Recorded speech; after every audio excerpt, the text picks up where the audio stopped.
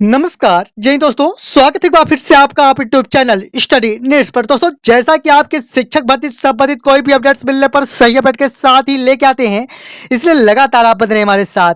दोस्तों, लोक शिक्षण संचालय मध्य प्रदेश की ओर से उच्च माध्यमिक शिक्षक यानी वर्ग 1 के लिए फाइनली समस्त प्रकार के यहाँ पर इंस्ट्रक्शन जारी किए जा चुके हैं और इस पर क्या कुछ नई रूपरेखा निर्धारित की गई है और इस पर क्या कुछ खास है, इसके बारे में बात तो करेंगे ही। लेकिन अगर आप पूरी जानकारी चाहते हैं सिर्फ एक ही वीडियो में, तो वीडियो में अंत तक जरूर बने रहें। दोस्तों, यहाँ पर आप देख पा रहे होंगे कि अभ्यर्थियों द्वारा प्रोफाइल पंजीयन हेतु जो समय दिया गया है और साथ ही में अभ्यर्थियों द्वारा दस्तावेजों को अपलोड किए जाने सहित साला का विकल्प या चयनित किए जाने के लिए जो समय दिया गया है वह 14 जून 2024 से 18 जून 2024 तक का दिया गया है। साथ ही में जिला स्तर पर दस्तावेजों का जो सत्यापन किए जाने के लिए डेट दी गई है वह 21 जून 2024 से 23 जून 2024 तक दिया गया है। निर्देशिका नियम पुस्तिका के बारे में समझेंगे पूरे डिटेल के साथ, इसलिए निवेदन के साथ कि वीडियो में तक जरूर बने रहें। सबसे पहले अगर हम देखें तो यहाँ पर इसके बारे में ज़्यादा कुछ बात नहीं करेंगे निर्देशिका के बारे में, क्योंकि इसके पहले ही आप इन सभी चीज़ों के साथ अवगत हो चुके हैं। सीधे आपको हम निर्देशिका पर ले चलते हैं।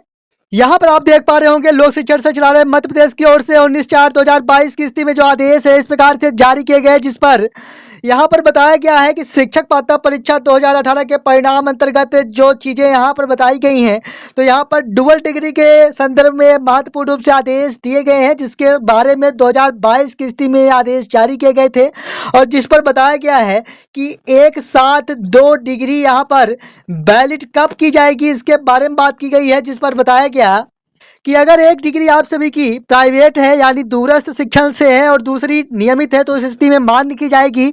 साथ ही में यहाँ पर 2 डिग्री जबकि आप दूरस्थ शिक्षा से कर रहे हैं तो भी आपकी अभ्यर्थता मान की जाएगी। तो यहाँ पर कुछ यही चीजें हैं जो बताई गई हैं, इसके बारे में ज़्यादा कुछ बात नहीं करेंगे, सीधे अब दूसरा निर्देशिका पर लेके चलते हैं। तो यहाँ पर मध्य प्रदेश राज्य पत्र के बारे में संदर्भित किया गया है, जिस पर बताया गया है कि जैसा कि स्टाइफंड के रूप में आप सभी को पहले साल में 70%, दूसरे साल में 80% और तीसरे साल में 90% के साथ मानदेय का भुगतान किया जाता है, उसी स्थिति के बारे में यहाँ पर स्पष्ट किया गया है। जैसा कि यहाँ पर आप देख पा रहे होंगे, जिसे परिवीक्षावत के नाम से यहाँ पर जाना जाता है, जो कि यहाँ पर युक्त चीजें इस प्रकार से संदर्भित की गई हैं। स्टाइपेंड के बारे में यहाँ पर बताया गया है, इसी के साथ और भी चीजें स्पष्ट करें। तो यहाँ पर जैसा कि आप स्पष्ट हो पा रहे होंगे, 21 जून 2024 से लेकर 23 जून 2024 तक आप दस्तावेज सत्यापन का कार्य करा पाएंगे। इसी के साथ यहाँ पर बताया गया है कि प्रोफाइल पंजीयन एवं दस्तावेज जो कि अपलोड किया जाना है, साथ ही में साला विकल्प चयन के लिए जो समय दिया गया है तो 14 जून 2024 से 18 जून 2024 तक का आप सभी को समय दिया गया है। साथ ही में इसके बारे में देखें तो उच्च माध्यमिक शिक्षक नियोजन प्रक्रिया के बारे में कुछ चीजें स्पष्ट की गई हैं, जिस पर यहाँ पर विषयवार चयन प्रक्रिया संपन्न की जानी है। साथ ही में शिक्षक एवं शैक्षणिक प्रशिक्षण अर्हताओं के बारे में बात की गई है, जिसके बारे में आप पहले ही स्पष्ट हो पा रहे होंगे। साथ ही में 25% अतिथि शिक्षकों को दिए जाने के संदर्भ में बात की गई है। इसी के साथ और भी देखें तो यहाँ पर अनुसूचित जात, अनुसूचित जनजाति, अन्य पिछड़ा वर्ग सहित दिव्यांग व आर्थिक रूप से कमजोर वर्ग के लिए 40% के साथ उत्तीर्ण बताया गया है, 50% अन्य के लिए बताया गया है, यानी अन्य जगह के साथ बताया गया है। साथ ही में यहाँ पर प्रतीक्षा सूची के बारे में बताया गया है कि प्रतीक्षा सूची भी जारी की जाएगी, जो कि 1 वर्ष की अवधि के लिए मान्य रहेगी, किंतु शासन की अनुमति से यह अवधि 6 माह तक बढ़ाई जा सकेगी। इस प्रकार की भी स्थितियां यहाँ पर स्पष्ट बताई गई है।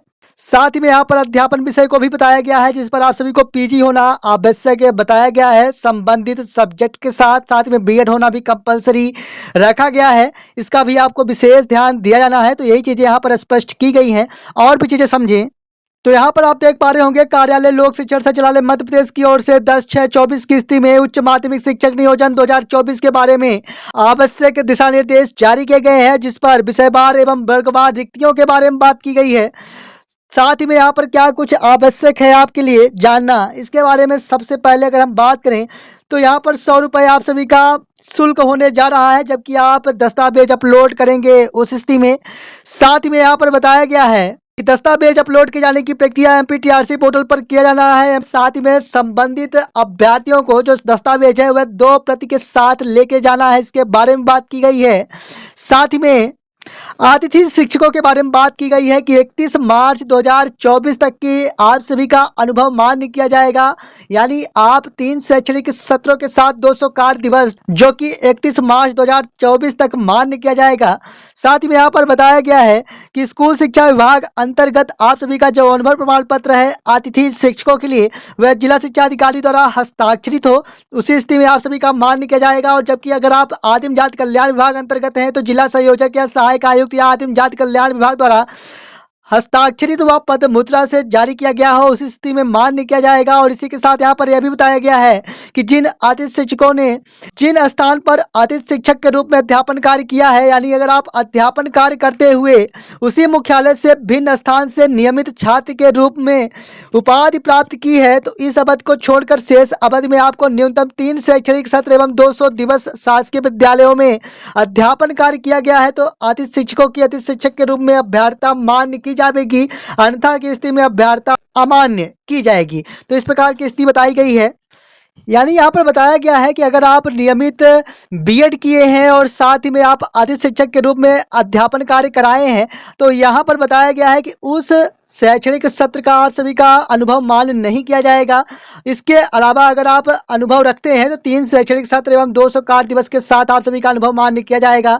साथ ही में यहाँ पर यह भी बताया गया है कि अतिथि शिक्षक के द्वारा अतिथि शिक्षक अध्यापन के साथ साथ मुख्यालय से भिन्न स्थान से नियमित उपाधि प्राप्त की है तथा अतिथि शिक्षक के पास उन्हीं 3 शैक्षणिक सत्र में 200 दिवस का अध्यापन कार्य है तो यहाँ पर भी आप सभी को लाभ प्रदान नहीं किया जाएगा। यानी अगर आप एक साथ अतिथि शिक्षक के साथ आप अध्यापन कार्य भी कराए हैं तो यहाँ पर बताया गया है कि आपको यहाँ पर लाभ प्रदान नहीं किया जाएगा आरक्षण संबंधी। तो यही कुछ जानकारियां हैं जो कि दी गई हैं। साथ में यहाँ पर क्या कुछ आवश्यक दस्तावेज लगने जा रहे हैं इसके बारे में हम सेपरेट वीडियो दे चुके हैं, इसके बारे में ज़्यादा कुछ बात नहीं करेंगे, इसका आप स्क्रीनशॉट ले सकते हैं। साथ ही में यहाँ पर किस प्रकार से आपको सत्यापन कार्य कराना है तो सबसे पहले टीटी की अंक सूची आपके पास होनी चाहिए, चयन परीक्षा अंक सूची होनी चाहिए। साथ ही में यहाँ पर बताया गया कि श्रेणी आरक्षित को छोड़कर हाई स्कूल, स्नातक, स्नातकोत्तर, साथ ही में यहाँ पर आप स्पष्ट हो पा रहे होंगे कि अगर आप सधाई या दूरस्थ या नियमित हैं तो उसे भी आपको लिखना होगा। बीएड का मोड यहाँ पर देना होगा। अतिथि शिक्षक का यहाँ पर जिक्र किया गया है। साथ ही में दिव्यांग, साथ ही में रोजगार कार्यालय पंजीयन क्रमांक यहाँ पर दिया जाना है। साथ ही में शासकीय सेवा में है तो विभाग का नाम, पदनाम एवं एनओसी, अन्य विवरण, आयु, छूट इत्यादि से संबंधित यहाँ पर दिया जाना है।